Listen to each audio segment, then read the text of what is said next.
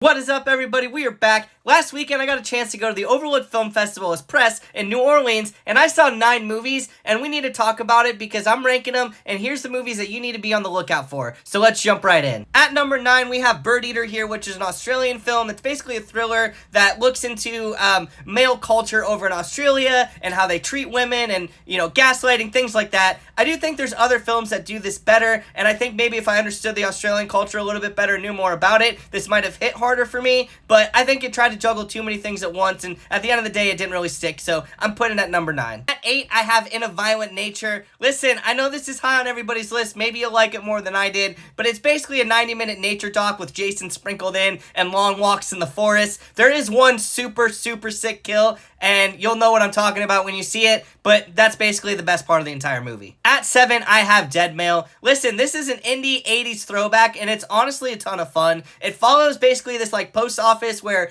they deal with dead mail, where their mail comes in, they're not sure where it goes. They end up getting this mysterious letter, and everybody kind of goes into detective mode to figure out where this letter came from, figure out what's going on, and honestly, there's a lot of great twists and turns. You definitely need to keep your eyes out for this one. Number 6, I have Jane Schoenbrun's new film, I Saw the TV Glow, which honestly is a neon-induced nightmare that is depressing as all hell, that essentially is a story of growing old and losing your inner child. At number 5, I have Cuckoo. Listen, I still have no idea what I watched with this movie, but I absolutely loved every single minute of it, and the best way to describe it is Cuckoo, because it's a mind trip and a half, and let me tell you, Hunter Schafer is unbelievable in this, and we knew she had it in her to be that horror icon, and she takes it a whole nother level, but Dan Stevens, this dude is having the time of his life, and in this role, it is just crazy, it's fantastic. I loved every single minute he was on screen. At number 4, I have Oddity, which honestly was the scariest movie that I've seen in a long time. It essentially follows this woman who passes away, and her sister tries to figure out what's going on, and enter a bunch of different creepy-ass things.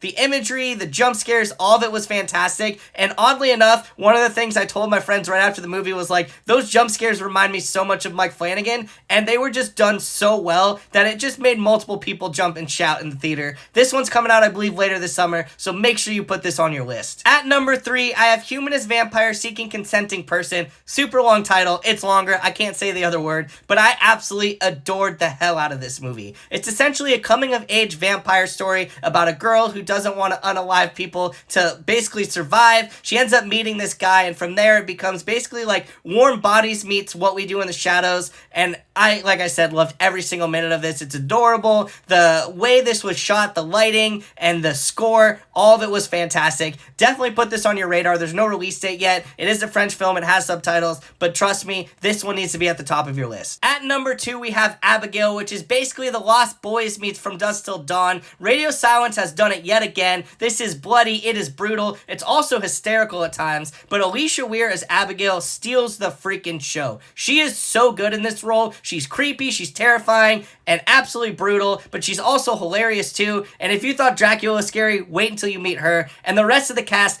all played their parts perfectly, and honestly were the best choices. Dan Stevens and Catherine Newton having the time of their life in this, and Melissa Barrera kicks so much freaking ass. Number 1, I have Azrael. Listen, Samara Weaving is operating at a level unheard of. She absolutely crushed the living shit out of this role and kicked so much ass. And for her to be mute the entire time and not say anything, the way you can feel her character through her facial features and her body movements, things like that, is just next level. But this is essentially a tale of what happens after the rapture, when these creatures are walking the earth. She's part of this cult that she escapes from, and it becomes this huge battle of survival. You won't know what comes next. It honestly had me on the edge of my seat the entire time, and that ending, it blew my freaking mind because they finally went there, they pushed it, and it was just magical to see. Make sure this is at the top of your list. There's no release date yet, but keep an eye out for Azrael.